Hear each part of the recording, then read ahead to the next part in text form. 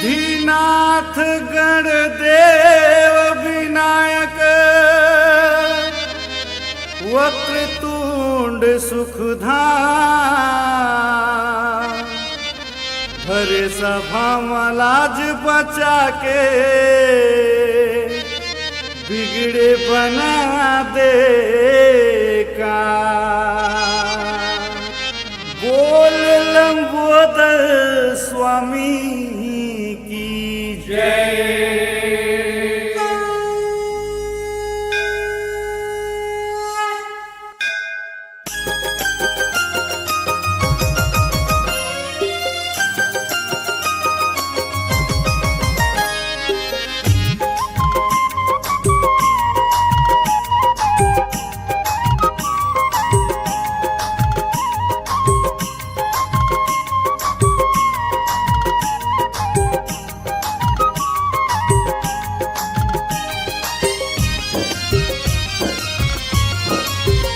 जय हो गणपति महाराज, जय हो गणपति महाराज, जय हो गणपति महाराज, जय हो गणपति महाराज।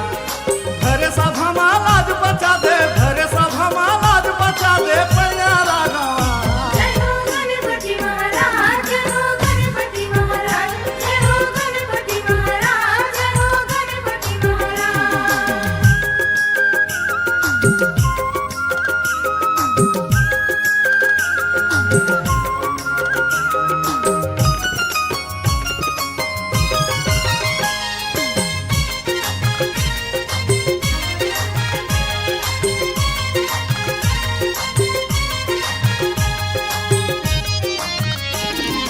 कमल फूल माला मोती लड्डुअन भोग लगावा, लड्डुअन भोग लगावा। भादक महीना हवे भरोसा गौरी गणेश मनावा, गौरी गणेश मनावा।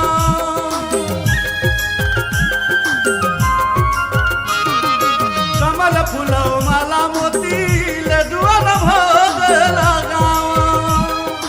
भादक महीना हवे भरोसा गौरी गणेश मनावा।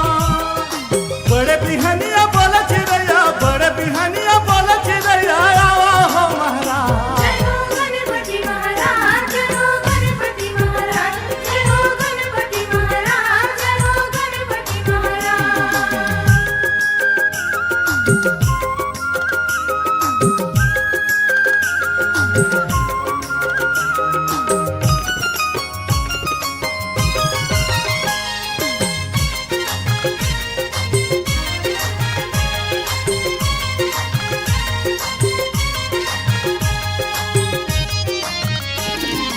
रिद्धि सिद्धि आही बाही बाजू मचवारे डोलावे, बाजू मचवारे डोलावे। पहली पूजा जगमहावे भक्तन ध्यान लगावे, भक्तन ध्यान लगावे।